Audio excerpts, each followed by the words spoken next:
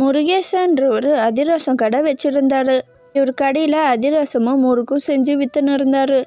அங்கே இருக்கிற பக்கத்து ஊருக்கெல்லாம் கூட இவர் கடை தான் ரொம்பவும் ஃபேமஸாக இருந்துச்சு. ஏன்பா முருகேசா, இந்த வாட்டி தீபாவளிக்கு உன்கிட்ட தான் அதிரசம் ஆர்டர் கொடுக்கலான்னு இருக்கோம்.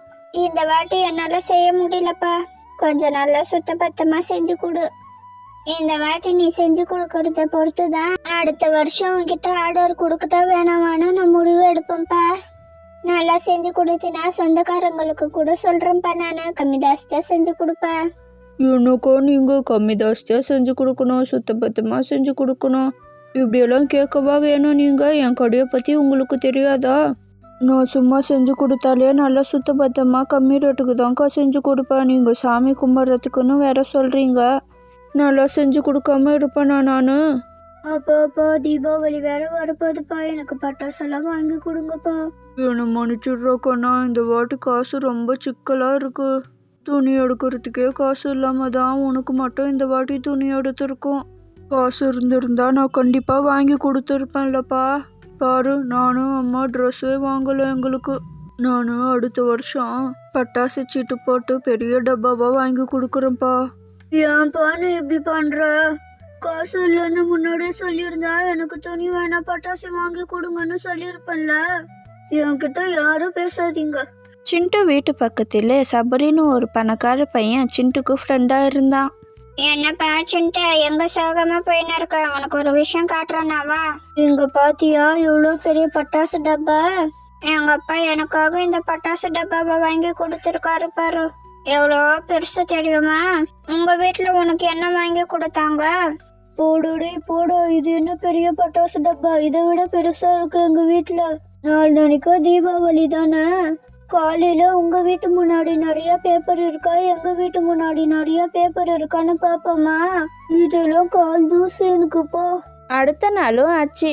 ஏன்பா சிண்டு, நாளைக்கு தீபாவளி, கடை கூட்டமாக இருக்கும்ப்பா. கொஞ்சம் வந்து கூட மாட ஹெல்ப் பண்ணுறியா?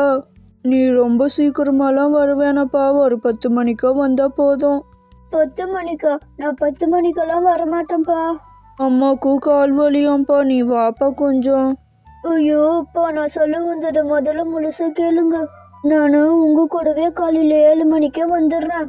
ஆனா அதுக்கு முன்னாடி நீங்க 6 மணிக்கே என்னை எழுப்பி விடணும். அப்பதான் நான் உங்க கூட 7 மணிக்கு வருவேன். நீங்க மட்டும் என்னை 6 மணிக்கு எழுப்பல, நான் வரவே மாட்டேன். என்னோட அதிசயம் இது! கடைக்கே வரமாட்டேன்னு சொல்லுவான், நாளைக்கு 7 மணிக்கெல்லாம் வரணும்னு சொல்கிறான். சரி, வரட்டும். பக்கத்து தெருவில் பட்டாசெல்லாம் வெடிச்சுன்னு இருந்தாங்க. அதோட பேப்பரெல்லாம் எடுத்துன்னு வந்து அடுத்த நாள் காலையில் சிண்டு வாசலில் போடலான்னு எடுத்துன்னு வந்தான். சபரியோட அம்மா பால் வாங்குறதுக்கு போகும்போது இதெல்லாம் நின்று பார்த்துன்னு இருந்தாங்க. இந்த பையன் எதுக்கு இந்த குப்பையெல்லாம் அள்ளின்னு போயின்னு இருக்கான்? அம்மா, நாளைக்கு ஒரு 7 மணிக்கெல்லாம் என்னை எழுப்பிடுமா. அடுத்த நாள் காலையில் சிண்டுவோட அப்பா சொன்ன மாதிரி சிண்டுவை 6 மணிக்கெல்லாம் எழுப்பிட்டாரு. சிண்டுவும் பக்கத்து தெருவில் இருந்து எடுத்துன்னு வந்த பேப்பரெல்லாம் அவன் வாசல் முன்னாடி போட்டான். அன்னைக்கு அவன் பட்டாசு வெடிக்கலனாலும் இதெல்லாம் பண்ணதுனால அவனுக்கு ரொம்பவும் சந்தோஷமாக இருந்துச்சு. இருக்கிறத வச்சு எவ்வளோ சந்தோஷமாக இருக்கணுமோ அப்படி சந்தோஷமாக இவன் இருந்தான். சபரியோட அம்மா சபரியை எழுப்பவே இல்லை. ஒரு 8 மணிக்கு சபரி எழுந்தான். எழுந்த உடனே அவன் வெளியே வந்து பார்த்தான். அம்மா, ஏம்மா என்னை எழுப்பவே இல்லை நீ? அங்கே பாரு, அவன் வீட்டு முன்னாடி எவ்வளோ பேப்பர் இருக்குது, எவ்வளோ பட்டாசு வெடிச்சிருக்கான் அவன். என்னை ஏம்மா நீ எழுப்பவே இல்லை? நான் பாரு தோத்துட்டேன். சபரியும் உக்காந்து அழுந்துன்னு இருந்தான். டே, இதுக்கெல்லாம் ஏன்டா அழுந்துன்னு இருக்க? அவன் பட்டாசே வெடிக்கலடா. அவன் வெடிச்சிருந்தான், அந்த சத்தத்துக்கு நீயே எழுந்திருப்பல்ல. அவன் நேத்தே பக்கத்து தெருவில் போய் எல்லா பேப்பரையும் எடுத்துன்னு வந்தான். அதை தான் எடுத்துன்னு வந்து போட்டிருக்கான் போல. ஓ அப்படியா? நான் கூட அவன் தான் வெடிச்சிட்டானோன்னு நினச்சேன். அவனை சும்மா விடக்கூடாதுமா, அவனை ஏதாவது பண்ணியே ஆகணும். சரி போச்சுன்ட்டு 11:30 மணி ஆயிடுச்சு. நீ போய் மத்தியானம் சாப்பாடு சாப்பிட்டுட்டு ஒரு 3 மணிக்கா வா போதும்.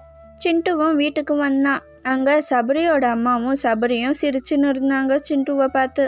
டே, குப்பைய போட்டுட்டு பட்டாசு வெடிச்சேன்னு ஏமாத்தலான்னு இருந்தியா நீ?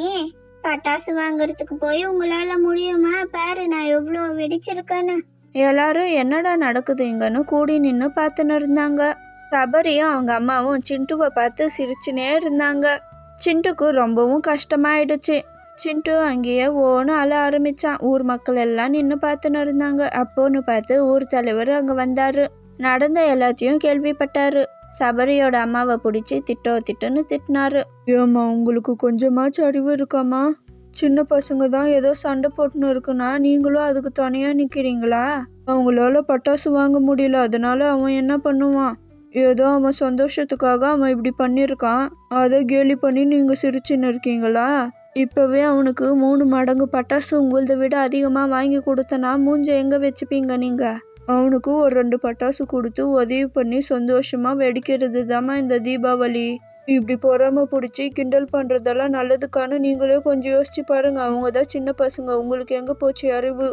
அதுக்கப்புறம் அந்த ஊர் தலைவரும் சிண்டுக்கு பட்டாசு வாங்கி கொடுத்தாரு. சிண்டுவும் அந்த பட்டாசை சந்தோஷமாக வெடிச்சான். இந்த வீடியோ எப்படி இருந்துச்சுன்னு கமெண்ட்டில் சொல்லுங்கள் ஃப்ரெண்ட்ஸ். எல்லாருக்கும் ஹாப்பி தீபாவளி. பாய்.